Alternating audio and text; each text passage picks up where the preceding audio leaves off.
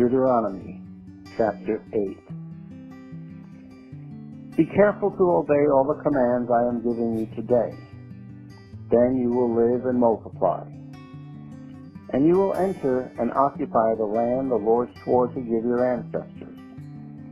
Remember how the Lord your God led you through the wilderness for these 40 years, humbling you and testing you to prove your character and to find out whether or not you would obey his commands. Yes, he humbled you by letting you go hungry and then feeding you with manna, a food previously unknown to you and your ancestors. He did it to teach you that people do not live by bread alone. Rather, we live by every word that comes from the mouth of the Lord. For all these 40 years, your clothes didn't wear out, and your feet didn't blister or swell. Think about it. Just as a parent disciplines a child, the Lord your God disciplines you for your own good. So obey the commands of the Lord your God by walking in his ways and fearing him. For the Lord your God is bringing you into a good land of flowing streams and pools of water, with fountains and springs that gush out in the valleys and hills. It is a land of wheat and barley, of grapevines, fig trees, and pomegranates, of olive oil and honey. It is a land where food is plentiful and nothing is lacking. It is a land where iron is as common as stone, and copper is abundant in the hills. When you have eaten your fill, be sure to praise the Lord your God for the good land he has given you. But that is the time to be careful. Beware that in your plenty you do not forget the Lord your God and disobey his commands, regulations, and decrees that I am giving you today. For when you have become full and prosperous, and have built fine homes to live in, and when your flocks and herds have become very large, and your silver and gold have multiplied along with everything else, be careful. Do not become proud at that time and forget the Lord your God who rescued you from slavery in the land of Egypt. Do not forget that he led you through the great and terrifying wilderness with its poisonous snakes and scorpions. Where it was so hot and dry, he gave you water from the rock. He fed you with manna in the wilderness, a food unknown to your ancestors. He did this to humble you and to test you for your own good. He did all this so you would never say to yourself, I have achieved this wealth with my own strength and energy. Remember the Lord your God? He is the one who gives you power to be successful. In order to fulfill the covenant he confirmed to your ancestors with an oath. But I assure you of this, if you ever forget the Lord your God and follow other gods, worshiping and bowing down to them, you will certainly be destroyed, just as the Lord has destroyed other nations in your past. You also will be destroyed if you refuse to obey the Lord your God.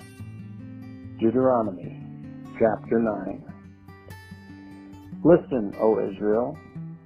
Today you are about to cross the Jordan River to take over the land belonging to nations much greater and more powerful than you. They live in cities with walls that reach to the sky. The people are strong and tall, descendants of the famous Anakite giants. You've heard the saying, who can stand up to the Anakites? But recognize today that the Lord your God is the one who will cross over ahead of you, like a devouring fire, to destroy them. He will subdue them so that you will quickly conquer them and drive them out just as the Lord has promised.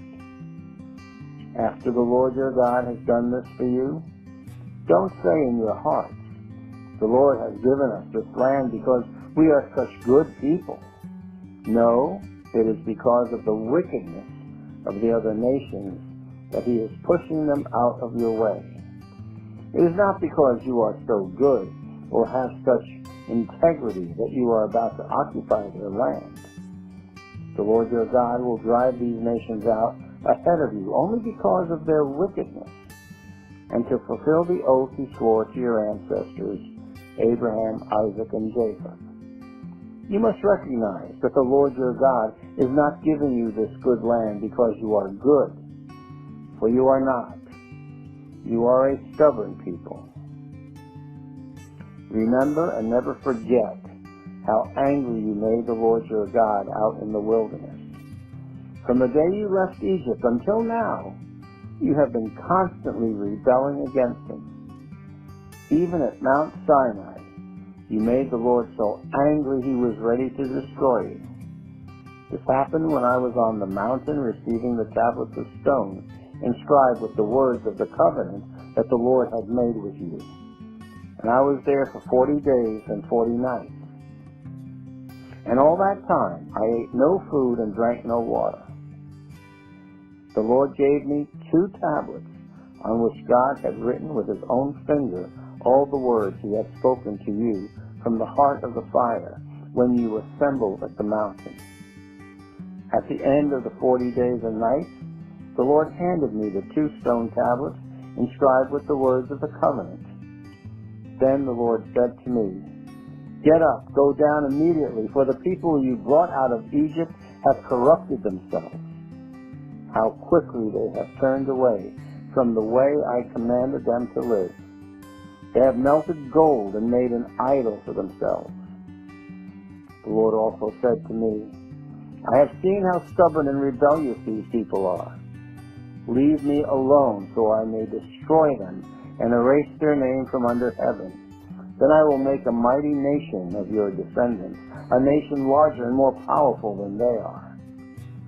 So while the mountain was blazing with fire, I turned and came down holding in my hands the two stone tablets inscribed with the terms of the covenant.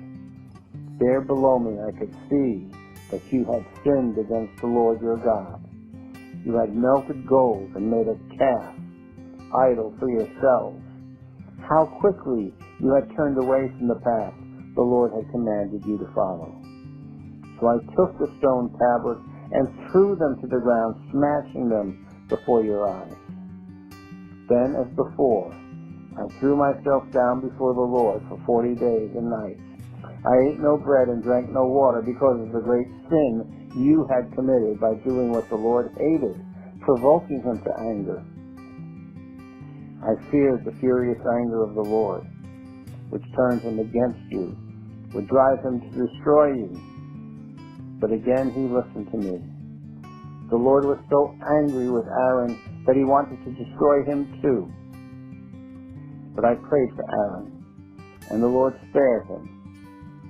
I took your sin, the calf you had made, and I melted it down in the fire and ground it into fine dust. Then I threw the dust into the stream that flows down the mountain. You also made the Lord angry at Taberah, Massa, and Kilbrath-Hatava. And at Kadesh Barnea, the Lord sent you out with his command.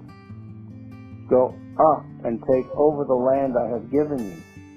But you rebelled against the command of the Lord your God, and refused to put your trust in him or obey him.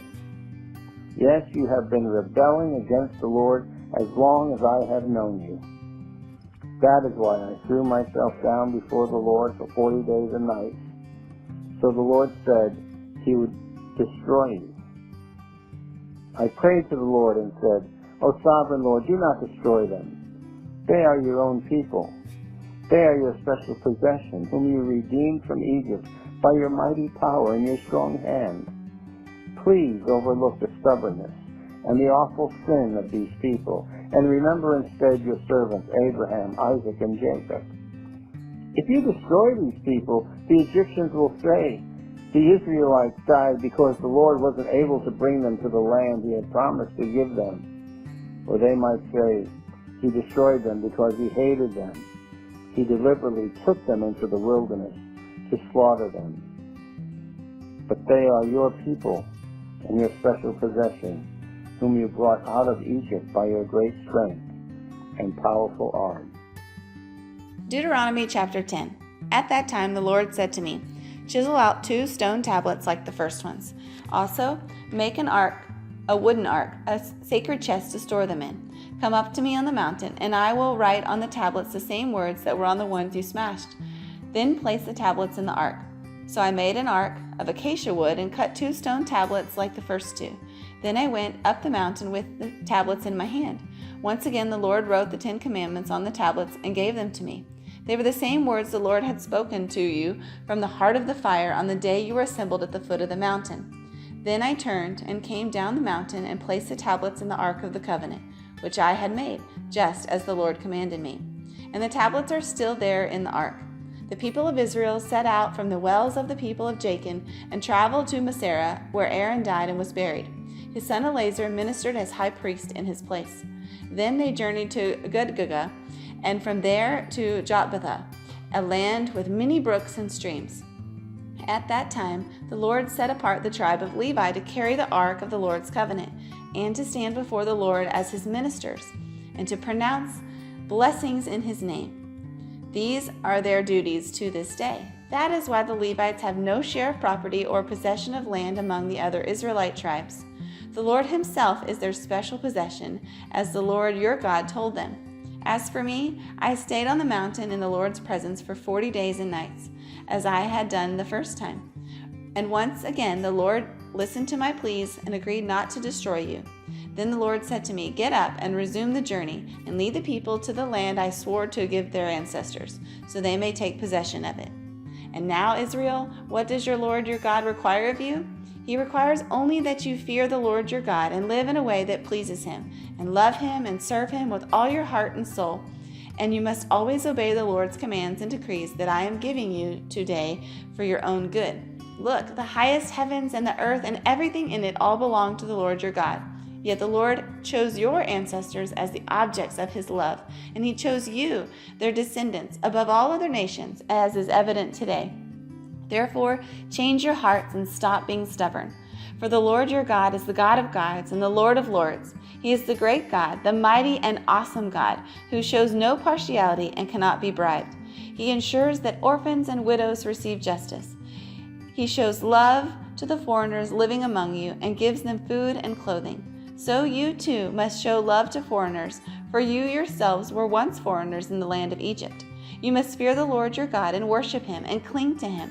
Your oaths must be in his name alone. He alone is your God, the one who is worthy of your praise, the one who has done these mighty miracles that you have seen with your own eyes. When your ancestors went down into Egypt, there were only 70 of them, but now the Lord your God has made you as numerous as the stars in the sky. Deuteronomy chapter 11. You must love the Lord your God and always obey his requirements, decrees, regulations, and commands. Keep in mind that I am not talking now to your children, who have never experienced the discipline of the Lord your God or seen his greatness and his strong hand and powerful arm. They didn't see the miraculous signs and wonders he performed in Egypt against Pharaoh and all his land. They didn't see what the Lord did to the armies of Egypt and to their horses and chariots, how he drowned them in the Red Sea as they were chasing you. He destroyed them, and they have not recovered to this very day. Your children didn't see how the Lord cared for you in the wilderness until you arrived here. They didn't see what he did to Dathan and Abiram, the sons of Eliab, a descendant of Reuben, when the earth opened its mouth in the Israelite camp and swallowed them, along with their households and tents of every living thing that belonged to them. But you have seen the Lord perform all of these mighty deeds with your own eyes. Therefore, be careful to obey every command I am giving you today, so you may have strength to go in and take over the land you are about to enter. If you obey, you will enjoy a long life in the land the Lord swore to give to your ancestors and to you, their descendants, a land flowing with milk and honey. For the land you are about to enter and take over is not like the land of Egypt from which you came, where you planted your seed and made irrigation ditches with your foot as in a vegetable garden, Rather, the land you will soon take over is a land of hills and valleys with plenty of rain, a land that the Lord your God cares for. He watches over it through each season of the year. If you carefully obey the commands I am giving you today, and if you love the Lord your God and serve him with all your heart and soul, then he will send the rains in their proper seasons, the early and late rains, so you can bring in your harvest of grain, new wine, and olive oil. He will give you lush pasture land for your livestock, and you yourselves will have all you want to eat. But be careful. Don't let your heart be deceived so that you turn away from the Lord and serve and worship other gods. If you do, the Lord's anger will burn against you. He will shut up the sky and hold back the rain, and the ground will fail to produce its harvests. Then you will quickly die in that good land the Lord is giving you. So commit yourselves wholeheartedly to these words of mine. Tie them to your hands and wear them on your forehead as reminders. Teach them to your children. Talk about them when you are at home and when you are on the road and when you are going to bed and when you are getting up. Write them on the doorposts of your house and on your gates, so that as long as the sky remains above the earth, you and your children may flourish in the land the Lord swore to give your ancestors. Be careful to obey all these commands I am giving you. Show love to the Lord your God by walking in his ways and holding tightly to him.